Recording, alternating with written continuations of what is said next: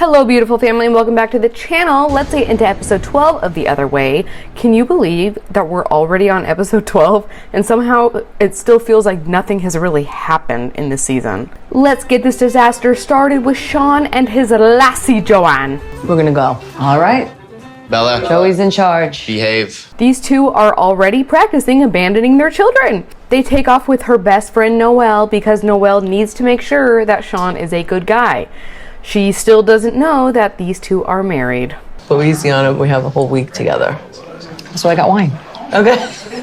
Sean is off ordering the drinks for the girls, and as soon as he comes back, Noelle starts right in, telling him that everyone in her life is concerned. So the first question is, are you a murderer? Are you a murderer? I'm waiting a Or long a time swindler or to chop her something? up. It's been 3 years. Okay. I'm not sure what's more disappointing, the fact that she asked him that question, or the fact that she was so easily swayed by his response. Then she tells him that Joanne has been through a lot, she's built up her personal business, so where is this relationship going? And Joanne once again gives a very vague, elusive answer, and then Sean says his plan is to have everyone living under the same roof. Like where? Under the roof? The world? It's very hard to figure that out. Joanne has zero problems lying through her teeth. Look at her, just smiling away. Then it cuts to Sean and he's like, oh, she just started right in. Like, I haven't even had a sip of my drink yet. We wouldn't even have to have this conversation if she knew that we were married. And I'm like, duh. So I have to assume it is 100% Joanne who is calling the shots and telling him to keep it a secret. Are you gonna come visit her and meet her family? I have a visa problem at the minute. Uh-oh, we didn't know that piece of information. Last time he came to the States, he overstayed his visa, so now he's banned from coming back for at least 3 years. And did you like America? Like, It's a nice country, it's nice people, but no, when I was there, I was homesick. If you were homesick, then why did you overstay your visa? I think that these two are perfect for each other. They are both BSers. I would assume he would come to you, like you have the boys there and Joey's an adult now, so. Joanne jumps in and goes, oh, well, we're still kind of trying to figure that out. Noelle is becoming more concerned because, as it looks to her, this relationship isn't going anywhere. But Joanne seems committed to him. She's desperately trying to figure out where they are headed at, and she can't. We have to keep Joe and the kids happy. We have to keep Donna happy, her friends happy, Bella's mother happy. It's a lot. Sean looks super stressed out. I think he's struggling keeping these secrets. And then what is up with Joanne just laughing, constantly laughing? Then it cuts to her interview and she says that tomorrow they are going to reveal to everybody that they're married. So let's fast forward to the next day. Sean has decided to take everyone out to a local castle to get to know Ireland a little bit better. I've also set up a nice little tea for us at the end to have a little chat. They start touring the castle. It kind of just looks like the inside of your grandma's house. I don't know. I was expecting like a stone castle with like big grand staircases and really cool paintings. So I was like, oh. And then Joanne goes, oh, I know they're going to be shocked and probably angry, but I hope not because me and Sean are happy, so they should be happy too. Because we're happy together and we want them to be happy as well. Okay, I've decided that the only way TLC is going to cast certain couples is if, one, the person is addicted to a substance and desperate for money, or two, have a mental or emotional disorder, and or three, they are a complete selfish lying piece of trash. So they finally finish the tour and sit down for lunch, and Joanne is having the hardest time telling them. Sean's like, should I do it? And that made me feel a little bit better about him as a person, seeing how badly he wants to get the truth out. We're married.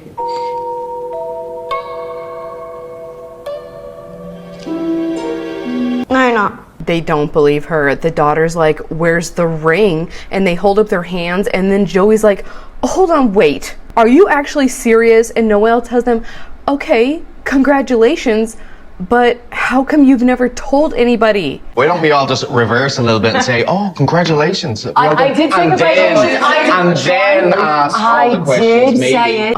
I keep going back and forth on Sean. I know so many of you ladies think that he is like smoking hot, but have you forgotten that he lives with his mom and he doesn't have a job? I don't know, but that like voids out the hot factor for me. It was important that you guys came, met each other, then we told you the news. Huh? The boys are hurt, and they should be. They just found out their mom has no problem lying to the people who love her the most. Joey, the older one, is like, she would always tell me that I can tell her anything. And all this time she's been lying to me? Jess, you all right? No. Are you okay? It's a lot to process, right? I'm like, confused. Yeah, what? Okay, it's all right. Then Sean turns to his daughter and he goes, I thought that you were going to be so excited. And she's like, no. And he goes, well, do you want to go outside and we can talk about it? And she's like, no. Neither one of us really thought about the fact that we may be hurting the people that we love the most. You don't say.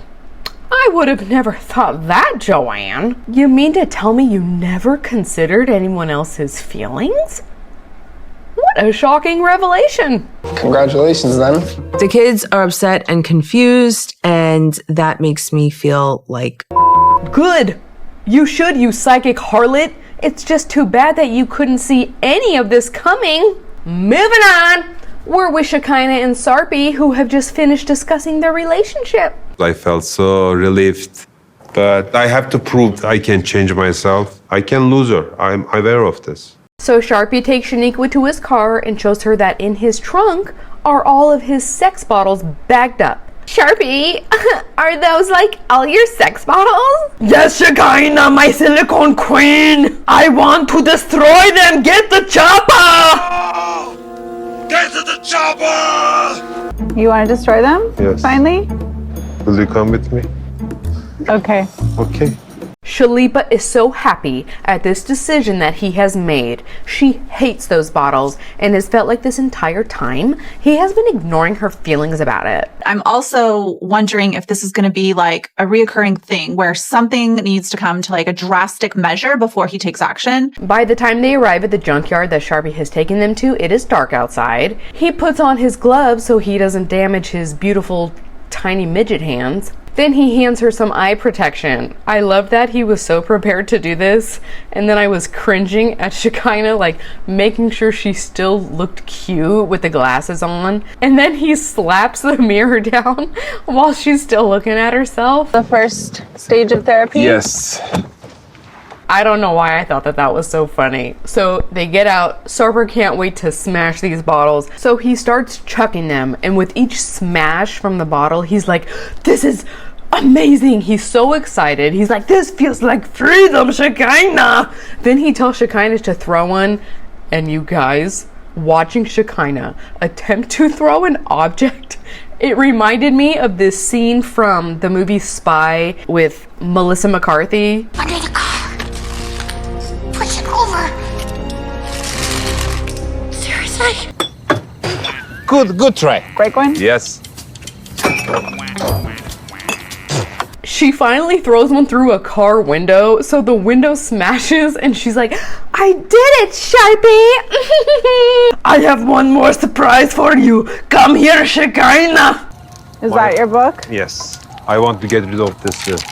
All Are you my going to burn past. it? I'm gonna burn it. He starts tearing it up and throwing it into the fire. Then it cuts to his interview, and he's telling us he didn't want to destroy these things. He only did it because he felt like he had to. This might be therapeutic to do this, but it's not real therapy. Like, we have to also go to therapy. Sharpie, I need to know if you are all in and you'll like go to therapy and that you want to do this. I guess if you say so, Shekinah. Will you come home with me tonight? One step at a time. We have to go to therapy together. I want to feel more considered with my feelings. Dang it, Shekinah! I destroyed my sex bottles! Later. Sarpy did set up a therapy appointment, so they both go together. Shekinah tells us that in Turkey, knowing a man is in therapy is sort of shameful for the man, so she really appreciates that he's doing this. I wish the therapist was a dude. I think it would have been more comforting to Sarper, but whatever. There is happening something without my control.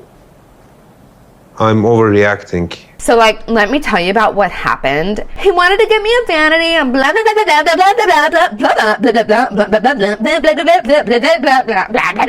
blah blah. And most of the time, our fights are over something so stupid, and then it just explodes. Sometimes couples can fight over something, but it's not about that item. I think she's totally right here. I believe a lot of his behaviors are the result of his childhood, like all of us.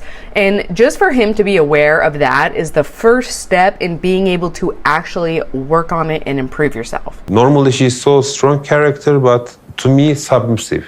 I have a fear, a little rebellious to me. As Sarper is explaining the thoughts and emotions that were running through his mind, it becomes clear he's very afraid of abandonment. He's afraid she'll take off, and it results in him getting angry and lashing out, which is sure to make all of his fears come true. Oh, I think I'm starting to like these two. No, Shekinah! I'd like to understand more why me being sad or crying or frustrated or disappointed makes him angry. Sarper tells us that the biggest thing that makes him angry is seeing her upset. I just want to make you happy, Shekinah. Fear of losing her makes me crazy. Fear of that she doesn't love me enough. The therapist tells him it's normal for him to feel doubtful about the relationship at times, but they have to work on themselves, and then they also have to work on it together. Well, you have the ability to make me happy, and yet you choose to make me very sad way too often. Moving on to Statler having a panic attack on a boat. I mean, looking back at past relationships, my anxiety has been a major problem, honestly.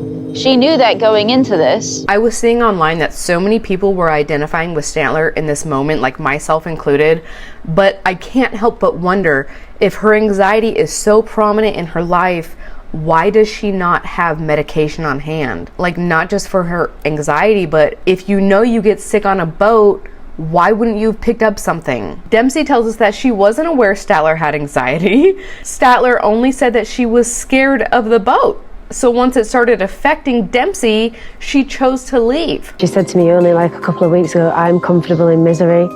And like that's constantly been playing on my mind. Dempsey says that all this drama is starting to take a toll on her and she doesn't like feeling like this.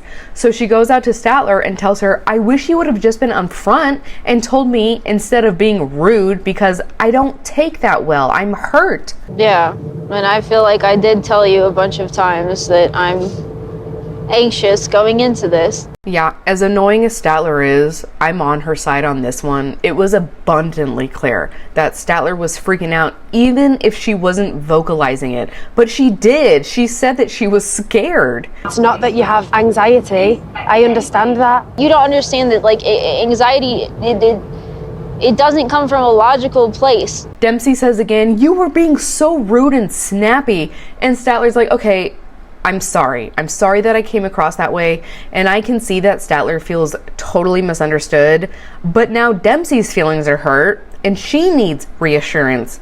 But also, how can Statler do that for Dempsey when she's still freaking out on this boat? Have you felt excited at any point, or just anxious the whole time? No, I'm allowed to feel both. So now at this point, Dempsey is fully aware she has really bad anxiety, yet she continues bombarding Statler with questions. She goes, I would love to have someone to share this excitement with me, and Statler's like, Dempsey, I know. Dempsey's like, well, what do you have to say about it? And Statler's like, I can't talk about this right now. Can we please discuss this when we land and we're on the land? I've got to drive. We're getting in the car and I've got to drive. We don't have to drive for 5 hours. We can just chill. We live in a van. We can do anything. Dempsey just says, I don't like feeling like this, and stands there staring at Statler. Statler is like squirming all over the place. I don't think Statler was faking this. And then she says, I really can't handle having this conversation right now. It gets to like a major milestone. It's just a bit between us. and it's affecting my happiness. Dempsey's like, well, I'm just telling you how I feel. And Statler's like, so am I. And Dempsey says, well, maybe we just don't understand each other, full stop. Like, I love life, I enjoy life, I love the fun. I'm begging you to please stop talking about this right now. No, I won't. I'm sorry. This didn't sit well with me, seeing Dempsey pursuing her and pursuing the conversation like this. If you guys want to hear about the most scary panic attack I have ever had, I will save it for the end of the video. So now, on top of her fear of boats and throwing up, Dempsey will not quit the barrage. I already have so many insecurities about my anxiety, and now on top of it, I'm getting from the person I love about how I'm handling it. She's like, you're talking about breaking up right now? This is too much, Dempsey. Then she shoves her fingers in her ears and says, I am so sorry, I just can't. I can't, it's too much. Like, I seriously, I can't, I'm so sorry, but like, I just need to just not, I can't listen to you right now. I can't hear this right now. It's Moving on. We're with Tiger Lily and Josh. I don't even know why they included these two in the show. We only got like 5 minutes, and I feel like we don't really know anything about either one of them. We don't really understand the dynamic of the relationship yet, and we should. In China, the night before your marriage, we always put red sheets on the bed. She explains to Josh that the red bed is not only good luck for the married couple, but it also represents the couple's first time ever making love. But Lily tells him she wants to put the sheets on now because it has been so long since they've had sex. Because we haven't very long time had sex. What the Gino? Why, dude? Why would you move to another country for a woman that you don't want to touch? She tells him that she's really looking forward to it, and he says that he is too. So she grabs his face and says, is it because you're too tired? And he's like, well, yeah, I've been really tired, but also I've been sick. And she's like,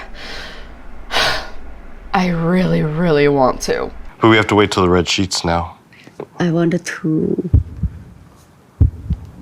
your body. Oh my gosh, Josh, what is wrong with you?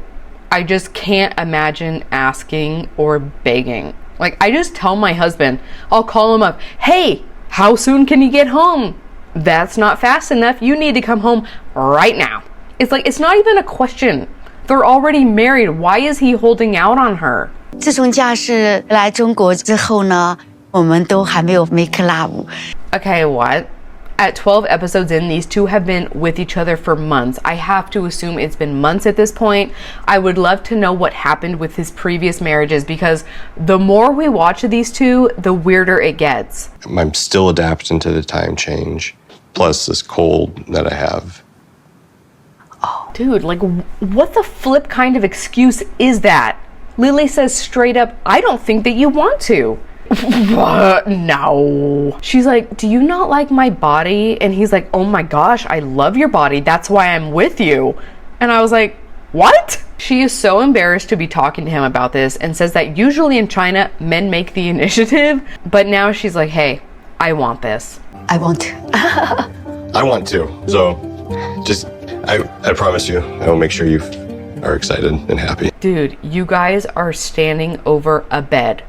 Make it happen. In the next episode, Josh surprises Lily. Unfortunately, it's with clothes instead of baking cookies. Corona finds out that the midwife program in Iceland is not in English. So unless she decides to spend the next year getting fluent, she can't participate. The interview and all the courses are taught in Icelandic. Oh, whoops. Too bad she never looked it up. And stupid, selfish, psychic douchebag Joanne tells her boys that she wants to live in Ireland. I want this to be home base. Oh, tune in next week to watch all of the drama unfold. I want to say thank you again for those of you who watched till the end. These last couple weeks have been kind of hard on me and my family. I feel like I'm not producing and putting out as much content as I would like to.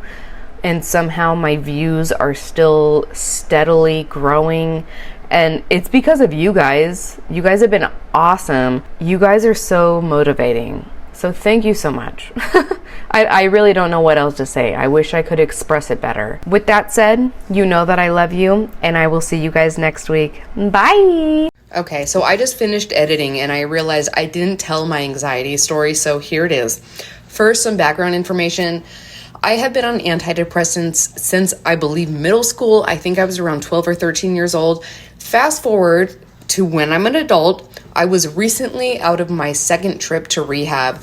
So I was really loving my sobriety. I told my doctor I wanted to get off all of my medication. My psychiatrist was like, okay, you know, we can do that. Let's cut things in half. And that's what I wanted to do. I told her, let's cut the meds in half. And she was like, okay, let's do it. I knew that it would probably be kind of hard, but I was super determined to just get through it and be completely sober and free of all substances, even if it's prescription medication. So a couple days later, I could definitely feel my anxiety starting to ramp up. And on this particular day, it was like nearly dinner time. I was trying to get everything ready, knowing that my husband's going to be walking through the door. This is the most stressful time for me. I'm also trying to like help the kids finish up their homework. I want the house to look nice for my husband when he walks in. So in the past, I have fainted, and I didn't know that there was a difference between blacking out and fainting until this particular night. Oh, excuse me. I could feel myself reaching my emotional limits, and then I felt like I was gonna faint, like just really lightheaded. And if you fainted before, you know, like there's this blackness that kind of comes in through your peripherals and comes in more and more and more and more. So I sit down and I got my phone out to call my mom, thinking I'm gonna faint any second. My kids were still very young, so I was starting to panic, thinking they would be unsupervised and probably scared if their mom is passed out on the floor. So I sit down, and all of a sudden I started experiencing like these muscle spasms in my neck, like forcing me to just throw my head back really violently. And it was painful and it was jarring. So as this is happening, I'm like, you know, I'm gasping because it was just so unexpected. So I handed the phone off to my daughter and I told her, call grandma right now, tell her to come over. That was the last thing that I can remember until later that evening. I started coming around and it felt really foggy and strange, almost like I was dreaming. And then I realized I'm sitting on a different couch and my mom is sitting next to me, and now there's paramedics walking in through my front door. So I'm thinking either I'm having a weird bad dream or this is reality. So I asked my mom, like, am I dreaming? And she said no. And then I got scared all over again, realizing like, what just happened? How am I, what's wrong with me? The paramedics come up to me, they're kneeling down in front of me, and I can't remember what they said or what they did, but I remember being wheeled into the back of an ambulance, and I felt so bad for my kids having to watch all of this stuff unfold. By the time I get to the hospital and they ran their tests, they couldn't find anything wrong. It was purely mental. And then later my doctor told me that I was under medicated and I had a severe panic attack. I asked my mom later what happened when she showed up to the house, and she said that when she arrived, I was standing at the door waiting for her. Her and I were having back and forth conversation. I was walking around the house. I don't remember any of this, but I do remember how scared I was as I could feel my body slipping into this blackout. So hopefully it makes a little more sense now why I was feeling so bad for Statler in those scenes of her on the boat. And that was it. I also wanted to quickly shout out this channel, Cody Trashfire. He has a very unique channel and perspective on this 90-day mess. I think some of you would really enjoy his channel. So go check him out. And that is it. I love you guys. I will see you in the next episode. Bye.